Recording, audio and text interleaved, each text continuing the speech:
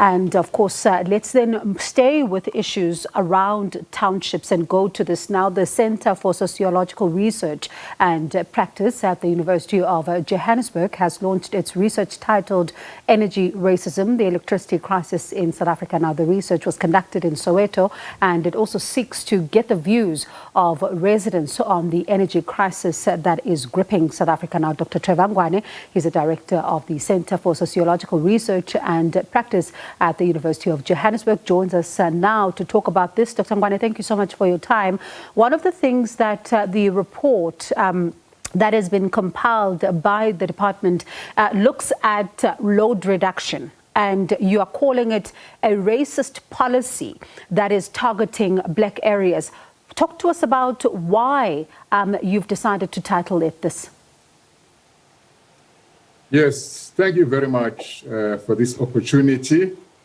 As you know, academic researchers, they interview people, but they also theorize and conceptualize what they find, which makes it a science. So they also come up with concepts which are most appropriate to describe or define, the phenomenon which we find.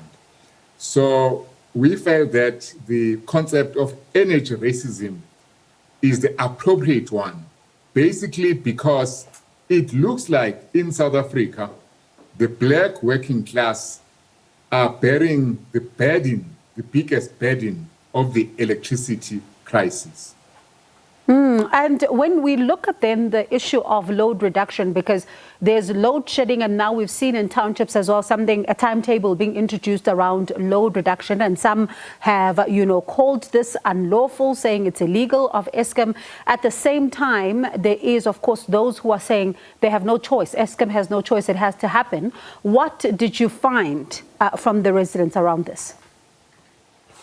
Yes. So we've got load shedding, which affects everyone. And then we've got load reduction, which is targeted at black working class areas, townships, shack settlements, rural villages. So in other words, when the Eskom grid, the system, cannot cope with the load, the people who are denied electricity, who are cut off, are those who live in what I can call former black working class areas. Of course, they are still black because only black people live there. So that is load reduction. The worst part is that load reduction can take anything from an hour, 2 hours, sometimes a day, sometimes 3 days, So we think that this is unfair on these people who live in these black areas.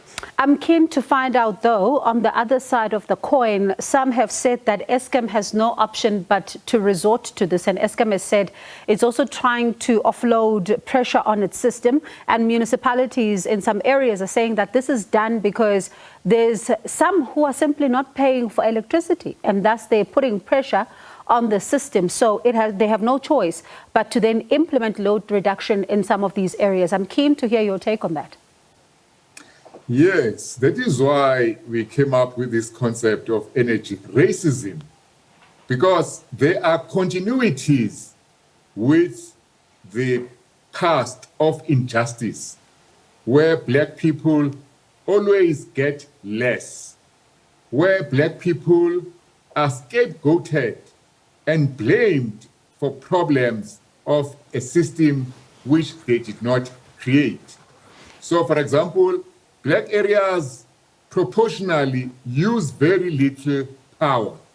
But when it comes to balancing the system, they are the first ones to get cut-offs.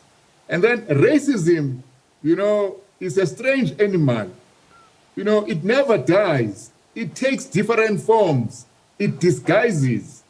And it also uses code language.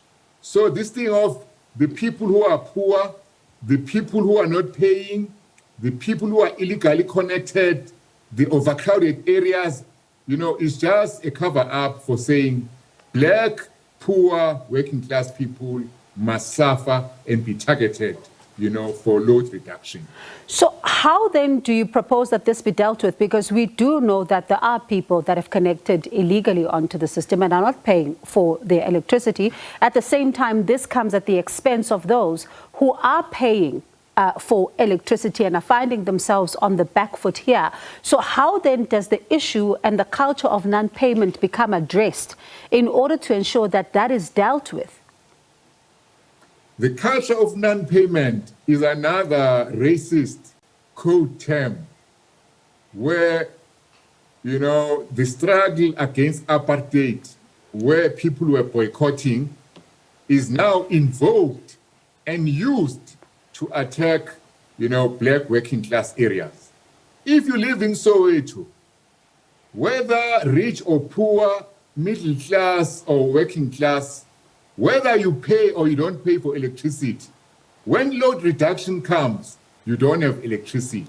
So in a way, this is a blanket punishment for all those who live in black working class areas.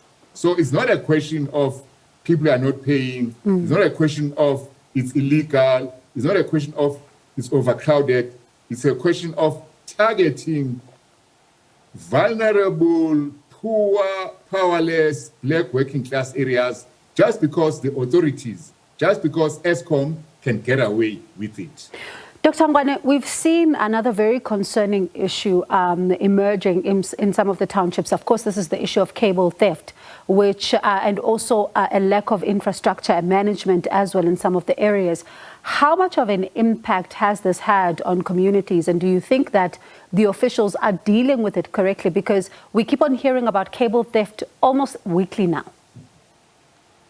Yes. So cable theft, where will the thief steal the cable?